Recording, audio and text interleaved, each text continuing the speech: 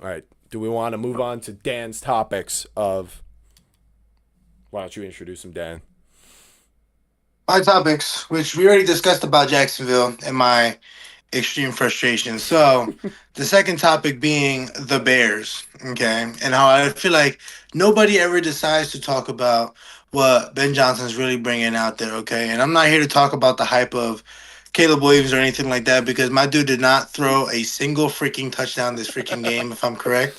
It's just been all rushing and field goals. Yeah. So they literally I have no like to me it's like the offensive line rebuild, in my opinion, being an offensive lineman from back in the day. I am thoroughly impressed to see Swift and what's it called? I can't remember the second string name, but the what was Manangai. it? Huh? Kyle Manangai. Was it Rutgers. Malak? Oh yeah, Malanga, yeah. Yeah. But for Swift to go, what's it called? 19 carries for 124. Malanga to go 13 for 81, and they both get a touchdown on that. What's it called? The time of possession, the Bears had the ball for 13 minutes longer than the Saints. That's basically a quarter. The Bears had 386 total yards, rushing for 222, only allowing one sack. I'm not gonna lie to you. Like, I remember the time when Justin Fields was there, and that dude was just running for his life 24/7. And Caleb Williams was also running for his life his rookie year 24/7. And now we're here at a point in our lives where we say the Bears let up one sack. Yeah, that's true. And the Bears have come a They long invested way. a lot in their line. Yeah. You know what I mean? And look at the difference at where we're at right now in terms of their record, their performance lately against teams, and being able to like stick around. They're what, one game from competing with the rest of the division between the Lions, the That's Packers, and the Vikings. they're tied with the Lions, and they are a half game behind the Packers. Yes. Let me see if I can pull up their schedule real quick. And what's it called? Even though Caleb Williams did throw what's it called, an interception today, but But absolutely. But what's it called? It's like that's where I guess the question kind of comes like the Bears built a line and now are starting to do well. Now the question that I'm really wanting to pose to you guys is Williams was the number one overall pick because he was ready because he thought that was the best guy available.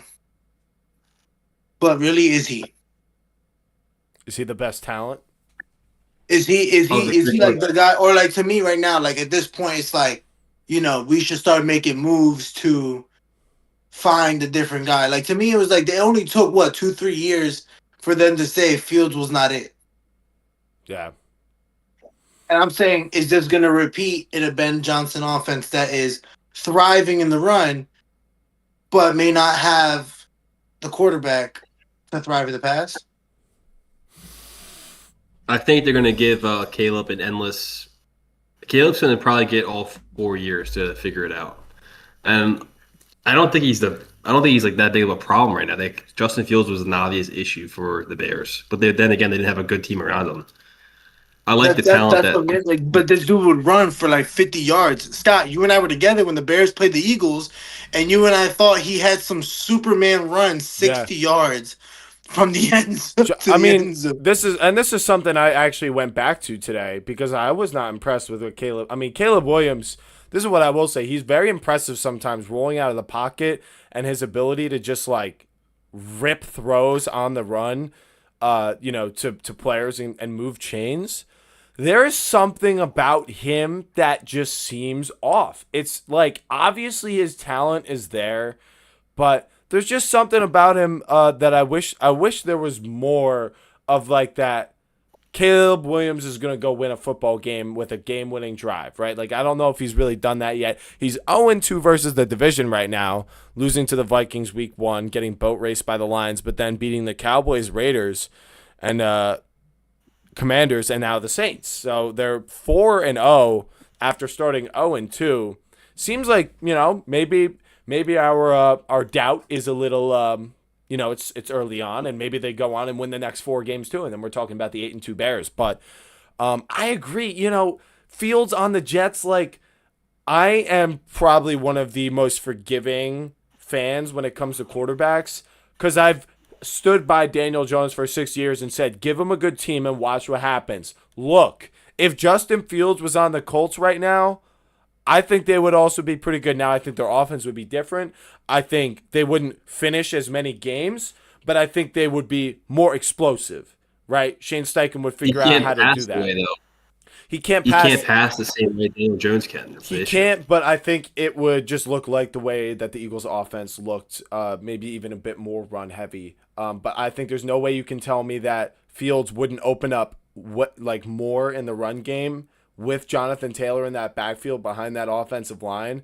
If you're trying to tell me that Daniel Jones has the same effect in the read option game as Justin Fields, that's just not true. Even though Daniel Jones is mobile, he doesn't have the same agility, sturdiness, or like vision to actually go take something to the house like we've seen Fields do a million times. So if my point is that kind of what I think Dan is insinuating about essentially like was, should they have traded that first overall pick and kept Fields essentially, right? And built, they could have been 2 years ahead, right? They wouldn't have had Ben Johnson.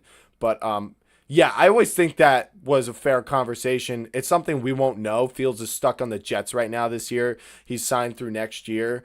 I think eventually we're going to see Justin Fields have a good season. I have the same confidence in him that I do in Daniel Jones. I get he looks terrible right now, but that's just how quarterbacks look when they've got some issues they got to work through, and they're on a bad team. It's just not going to happen at that point in time. So I say, come back to me in 3 years on Justin Fields. I'm going to dig my heels in until I see him in a good opportunity. Maybe this Jets team will figure it out. I severely doubt it. So maybe they can, but I just don't see it. Caleb Williams, I certainly